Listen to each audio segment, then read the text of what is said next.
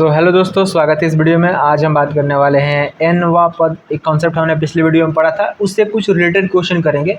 पिछले वीडियो हमने एनवा पद का जो कॉन्सेप्ट था, जो फॉर्मूला था, वो हमने कैसे निकलता है, किस तरह से क्या होता है, वो सब हमने पढ़ लिया।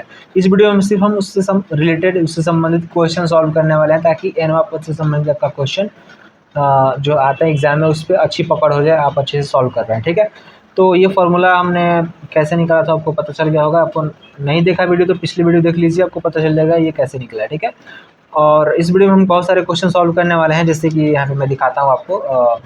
ये क्वेश्चन सॉल्व करने वाले हैं जिसमें हमको 24वां पद निकालना है, और एपी का कौन सा पद 78 है यानी 78 है, वो हमको फाइंड करना है, एन का वैल्यू। उसके बाद हम फाइंड करेंगे कि हमारा जो एपी दिया गया है उसमें कितने पद होते हैं, एन कितने हैं, जैसे 7 से लेके 205 तक का बीच में कितने पद आएंगे, वो हमको निकालना है। थर्ड क्वेश्चन में हमारे पास तीसरा और 9वां पद दिया है 4 और -8, तो हम इसको निकालेंगे कि इसका शून्य जो होगा हमारा कौन सा पद होगा। ठीक है, तो इस तरीके से हम सॉल्व करने वाले तीनों क्वेश्चन, तो वीडियो में अंत तक बने रहिए। पहले क्वेश्चन से स्टार्ट करते हैं। ठीक है, तो देखिए पहला क्वेश्चन हमारे पास यहाँ पे एपी दिया गया है और कहा गया है 24वां पद याद करना है, यानी कि A24 हमको फाइंड करना है। A24 यानी कि ए से शुरू करते हैं किसी भी पद को, और वहाँ पे हम जिस पद को निकालते हैं उसका नाम लिख देते हैं। जैसे 24 वाला हम लोग को पद निकालना है तो 24 लिख रहे हैं, 24वां पद लिख देंगे।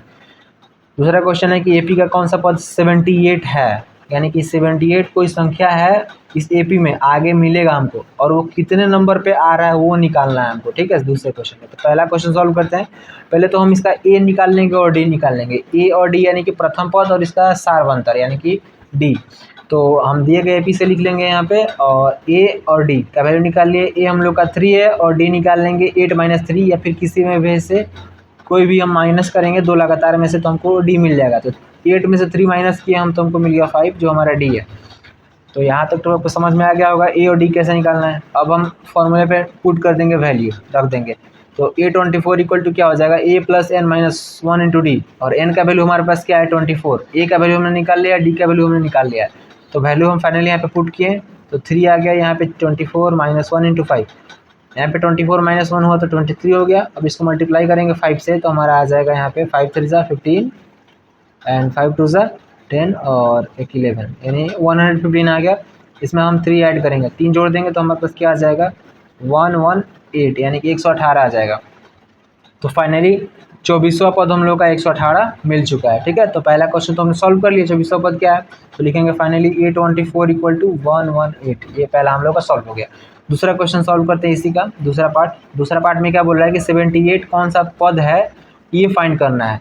ठीक है, तो ऑलरेडी हम जो यहाँ पे पद निकाल रहे थे ना 188 यहाँ पे निकला है, ये इसमें 78 दिया हुआ है। हमको फाइंड करना है एन का वैल्यू, यानी कि इसका पोजीशन फाइंड करना है, ये कितने नंबर पे आएगा। ठीक है, इसमें क्वेश्चन में वही कहा गया कि एपी का कौन सा पद 78 होगा, कौन सा पद यानी कि एन का वैल्यू। तो ए एन तो दे दिया, एन क्या दिया है 78 लिख लेंगे। इक्वल टू में ए क्या हम लोग का 3 है, फिर प्लस लिखेंगे। फिर एन का वैल्यू हम लोग को नहीं पता है तो n - 1 को ऐसे ही रहने देते हैं। फिर डी का वैल्यू हम लोग को पता है 5, तो डी से इसमें मल्टीप्लाई कर देते हैं।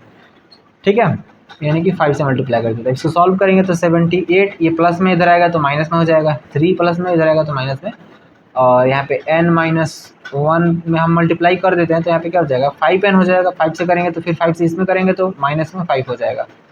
दोनों में मल्टीप्लाई करना पड़ता है क्योंकि यहाँ पे ब्रैकेट है, कोस्ट है, और 3 यहाँ पे माइनस में आ गया। यहाँ से माइनस करेंगे तो हमारे पास क्या आ जाएगा 75 हो जाएगा, और यहाँ पे 5n - 5, यहाँ से 5 माइनस में इधर आएगा तो प्लस में, तो 75 + 5 इक्वल टू 5n। यहाँ से हमारा हो जाएगा 80 जोड़ेंगे तो, और यहाँ पे 5n 5 से हम इसको क्रॉस कर देंगे तो हमारा 5 1 = 5 बचा हमारे पास 3 बचा, तो यहाँ पे 3 तो 6 आ जाएगा। तो हमारा फाइनली n का वैल्यू क्या आ गया 16 आ गया, यानी कि ये 1 है 2 है 3 है 4 है, ऐसे करके 16 बार हम जब लिख लेंगे ना, यानी कि 16 नंबर पे हम लोग का 78 मिल जाएगा। ठीक है, तो वही हम लोग को फाइंड करना था, तो n का वैल्यू हमने फाइंड कर लिया। तो हम यहाँ पे लिख लेंगे कि 78 16वें पद पर है। ठीक है, ऐसा आप लिख सकते हैं। चलिए, तो पहला क्वेश्चन यहाँ पे हमारा सॉल्व हो चुका है। दूसरे क्वेश्चन की तरफ बढ़ते, यहाँ पर हमारा दूसरा क्वेश्चन आ चुका है जिसमें कहा गया है कि निम्न श्रेणियों में कितने पद हैं ये आपको फाइंड करना है। यानी कि 7 से लेकर के जब हम 205 तक जाएंगे, 205 तक जाएंगे, तो इसके बीच में कितने पद आएंगे ये हमको फाइंड करना है। तो इसके लिए एक बहुत आसान सा कॉन्सेप्ट है। अभी हमने जिस क्वेश्चन को सॉल्व किया उसी पे आधारित है, या फिर उसी के जैसा ऐसा कर सकते हैं हम। वो क्या है कि हम जब अंतिम पद पता कर लेंगे कि कितने नंबर पे है, तो हमको ऑलरेडी पता चलेगा कि बीच में कितने संख्या आ रहे हैं, ठीक है। जैसे 205 कितने नंबर पे है ये हमको पता चल गया, तो बीच में जितना आ रहा है वो तो पता ही चल जाएगा ना भाई साहब। हाँ, तो सिंपल बात है। तो हम निकालेंगे कि 205 जो संख्या है हमारा वो कितने नंबर पे आ रहा है, तो ऑलरेडी हमको पता चल जाएगा कि कितने इसमें पद हैं, ठीक है। तो निकालते हैं। उसके लिए फॉर्मूला क्या होता है, यहाँ पे लिखते हैं solution an equal to a plus n minus one into d. तो an का वैल्यू हमारे पास क्या है, 205 है। हमको निकालना क्या है, n निकालना है, यानी कि यहाँ से लेके यहाँ तक के बीच में जितना भी पद आएगा, टर्म आएगा, पद बोल लीजिए, टर्म बोल लीजिए, वो कितने हैं ये फाइंड करना है। तो n का वैल्यू जितना आएगा उतना ही होंगे, ठीक है। तो n का वैल्यू निकालते हैं यहाँ पे। तो a हमारे पास क्या है, 7 है। d यहाँ पे हम निकाल लेते हैं, लिखेंगे यहाँ पे a equal to 7, d equal to हमारे पास क्या आ जाएगा 13 माइनस 7, तो हमारे पास क्या आ जाएगा 6 आ जाएगा। और वैसे ही हमारे पास an कितना दिया हुआ है 205। तो इन सभी वैल्यू को यहाँ पर रख देते हैं, तो लिखेंगे 205 इक्वल टू 7 प्लस यहाँ पे हमारा हो जाएगा n-1। अब n-1 क्यों लिख रहे हैं, चूँकि n ज्ञात करना है, n हमको पता नहीं है, और d हमारे पास क्या है 6 है, 6। तो यहाँ से 7 इधर लाएंगे तो 205 माइनस 7 इक्वल टू यहाँ पे 6 से मल्टीप्लाई करेंगे तो 6n माइनस 6। तो यहाँ पे अगर हम 6 को इस तरफ लाएँ तो 205 minus 7 plus 6 equal to 6n। यहाँ पर अब इसको कैलकुलेट करेंगे तो 205 माइनस 1, चूँकि 7 में से 6 हम ऐड कर दिए तो क्या बचा हमारे पास -1 बचा, चूँकि माइनस बड़ा है, इक्वल टू 6n। यहाँ पे 205 में से 1 माइनस करेंगे तो क्या हो जाएगा 204 हो जाएगा, इक्वल टू 6n। तो n का वैल्यू हमारे पास क्या आ जाएगा 204 डिवाइड बाई 6। 6 से इसको डिवाइड करेंगे तो 6 3 जा 18, बचा हमारे पास 2, तो 6 4 जा 24। तो हमारे पास n का वैल्यू फाइनली क्या आ गया, यहाँ पे लिखेंगे n इक्वल टू 34। तो यानी कि इस पूरे AP में 34 पद है, इस तरीके से हम लिख सकते हैं। अतः लिखेंगे अतः AP में 34 पद हैं, ठीक है। यहाँ से लेके यहाँ तक जाने में हमको 34 पद होके जाना पड़ेगा, ठीक है, वही है। चलिए दूसरा क्वेश्चन भी वैसा ही है कुछ, लेकिन थोड़ा सा इसमें डिफरेंट है और कुछ अलग भी है, जैसे कि माइनस में लास्ट में वैल्यू चला गया, उससे घबराना नहीं है, बहुत आसान है, ये भी वैसा ही बनेगा। an का वैल्यू सिंपली -47 है तो -47 लिख देंगे, डरने वाली कोई बात नहीं इसमें, ठीक है। a का वैल्यू हमारे पास 18 है, यहाँ पे दिख रहा है आपको, और हमको d निकालना है, तो 15 1/2 -18 कर लेंगे। अब यहाँ पे बहुत बच्चों को दिक्कत होगा, तो ये आपको आई थिंक चौथे 5वें क्लास में पढ़ाया जाता होगा ये कॉन्सेप्ट। हम क्या करते हैं 15 को 2 से गुना करके फिर उसमें 1 ऐड कर देते हैं, ठीक है, या फिर बहुत सारा तरीका, बट सबसे सिंपल यही होता है कि 15 को 2 से गुना करिए और फिर उसमें 1 ऐड कर लिए, मतलब ऊपर वाला जो है उसको ऐड कर देना होता है। तो 15 दूना के 30, 1 31, तो 31/2 -18।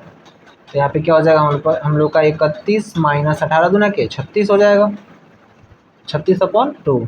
तो फाइनली हमारा इसको सॉल्व करेंगे तो यहाँ पे आ जाएगा हम लोग को -5/2। चूँकि 36 में से 31 जाएगा तो बचेगा 5 हमारे पास, और माइनस बढ़ा तो माइनस लगे, तो -5/2 हमारे पास यहाँ पे आ चुका है इसका डिफरेंस, ठीक है। तो फाइनली हम फॉर्मूले को पुट करेंगे, यहाँ पे लिखेंगे an equal to a plus n-1 into D.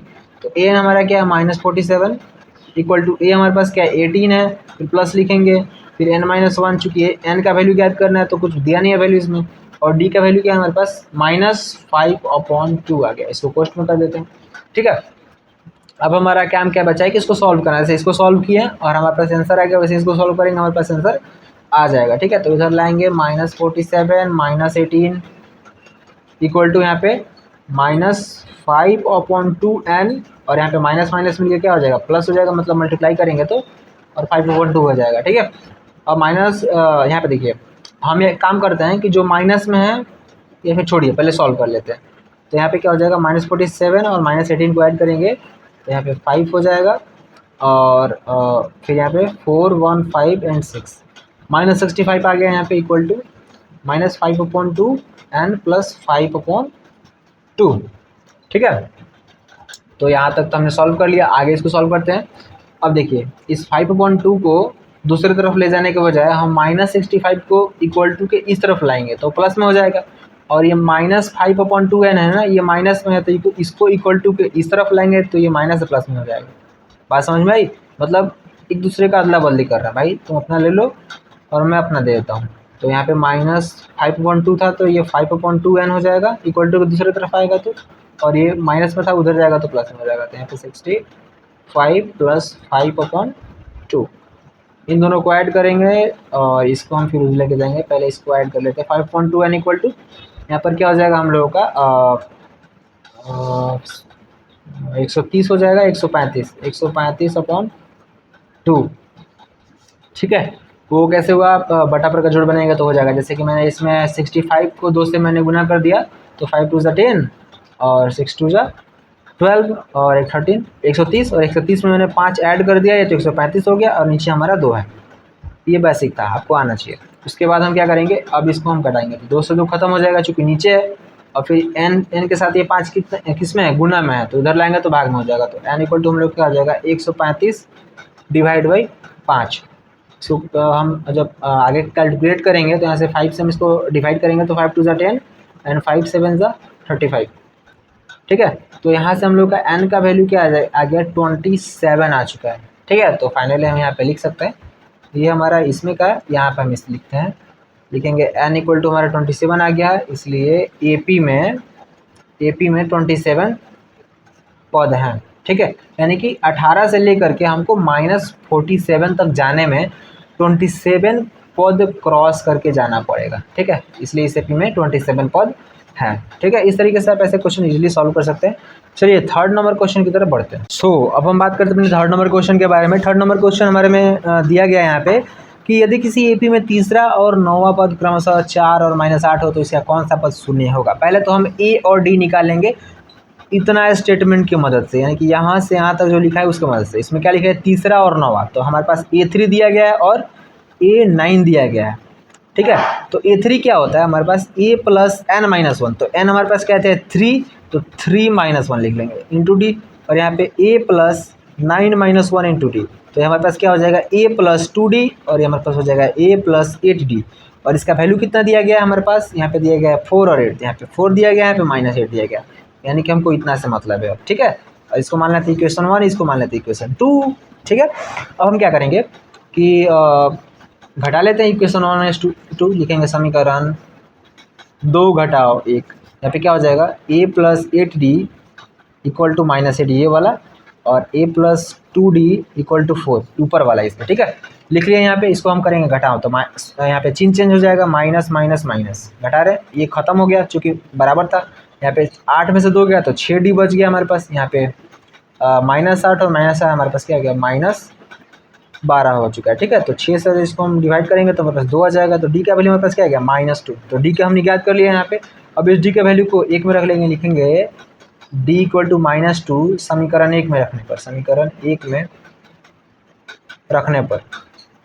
ठीक है, यहाँ पर सॉल्व कर लेते हैं बाकी। तो समीकरण 1 हमारे पास ये है, तो यहाँ पे लिखेंगे A + 2 × -2, और -2 यहाँ पे D के जगह पर रख लिया, इक्वल टू में हमारे पास है 4। इसको सॉल्व करेंगे तो A यहाँ पे हो जाएगा 2 2 जा -4 इक्वल टू 4, यहाँ से ये माइनस उधर जाएगा तो प्लस में, तो इक्वल टू 4 + 4 यानी कि 8। तो A का वैल्यू हम लोग को मिल गया 8 और D का वैल्यू हम लोग का -2 यहाँ पे आ गया है। तो हम लोग A और D यहाँ पे ज्ञात कर लिए। आगे देखिए पूछ रहा है तो इसका कौन सा पद शून्य होगा। ठीक है, तो हमको निकालना है कि 0 जो होगा कौन सा पद होगा। तो an का वैल्यू दे दिया है 0, हमारे पास A है, हमारे पास n निकालना है, और D हमारे पास -2 है। कौन सा पद पूछ रहा है तो n ही निकालना है ना भाई, और कौन सा पद शून्य है तो शून्य हमारे पास यहाँ पे an दे दिया है। ठीक है, n निकाल लेंगे, जो n होगा वही पद हमारा शून्य होगा। ठीक है, तो सॉल्व करते हैं। तो ये 0 है इधर, इधर इसमें से 8 इधर आएगा तो माइनस होगा, तो 0 - 8 कोई फ़र्क नहीं पड़ेगा, -8 ही हो जाएगा, इक्वल टू यहाँ पे -2 से मल्टीप्लाई करेंगे तो -2n, और माइनस माइनस मिलकर यहाँ पे +2 हो जाएगा। यहाँ पर देखिए -8, तो ये आएगा इधर -2 इक्वल टू -2n, यहाँ से हो जाएगा -10 equal to -2n, minus minus खत्म, 2 से घटाएंगे तो 5, यानी कि n इक्वल टू हमारे पास क्या आ गया 5 आ गया। ठीक है, तो 5वां पद हमारा शून्य होगा, तो हम यहाँ पे फाइनली इसका आंसर में लिख सकते हैं। अतः लिखेंगे चूँकि n इक्वल टू फाइन, अतः पाँचवा पद शून्य होगा, शून्य होगा। ठीक है, आई होप आपको ये समझ में आया होगा। मैंने इसको ज़्यादा एक्सप्लेन नहीं किया क्योंकि इससे रिलेटेड बहुत सारे क्वेश्चन हम ऑलरेडी कर चुके हैं। ठीक है, चलिए तो इतना क्वेश्चन सफिशिएंट होगा nवें पद के लिए। तो नेक्स्ट वीडियो में हम बात करेंगे अपने n पदों के योग के बारे में। ठीक है, चलिए तब तक के लिए जय हिंद, जय भारत।